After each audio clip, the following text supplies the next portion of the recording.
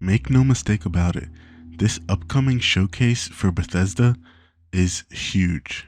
And not just Bethesda, but Xbox's brand with this generation as a whole.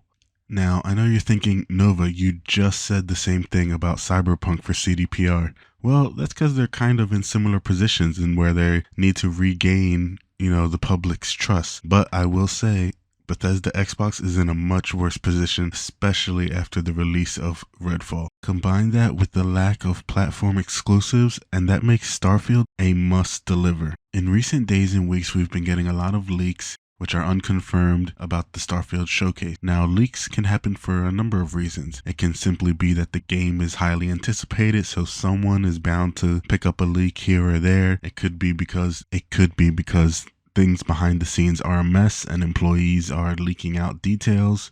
And it could also be the studio trying to intentionally build hype.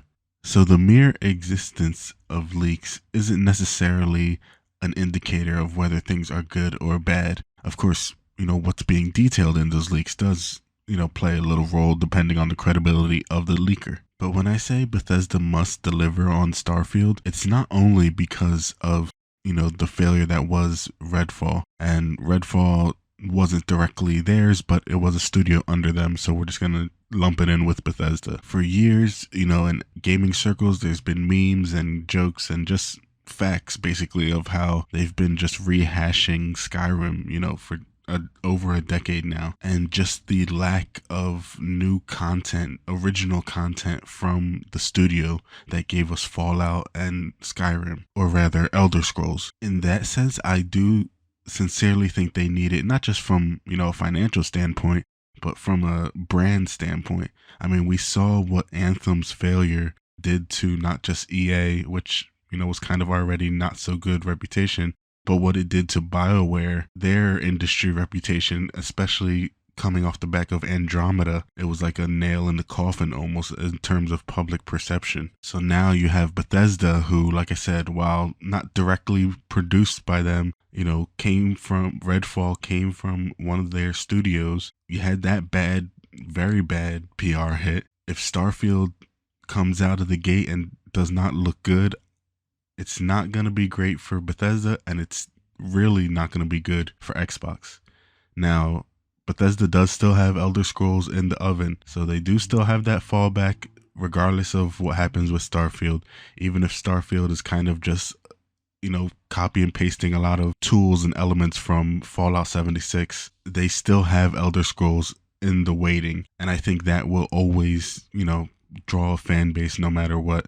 So while failure certainly won't be good, it won't necessarily be the end of the line for them. Now, Xbox, on the other hand, Xbox is in a situation where they need Starfield to be an absolute win. I think, Redfall, they kind of said that, that was started in production before Xbox really their team got involved. So that was kind of their little way out, though they did still take credibility for its failure. But Xbox really needs a system mover right now. And Starfield, of course, is going to be on PC as well, I believe. But as far as consoles go, they really need something. PlayStation is starting to push more platform exclusives with Final Fantasy 16 and then Spider-Man 2. Then there's also the possibility of a new Last of Us in the works as well.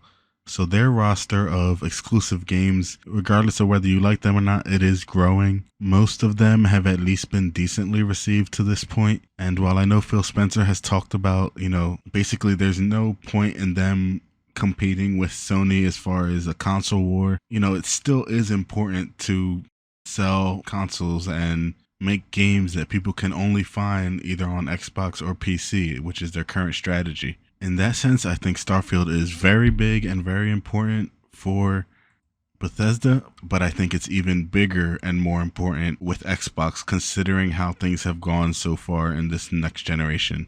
But what do you guys think? Are you excited for the showcase? Do you think it'll live up to the hype? And if you're watching this after the showcase, what did you think?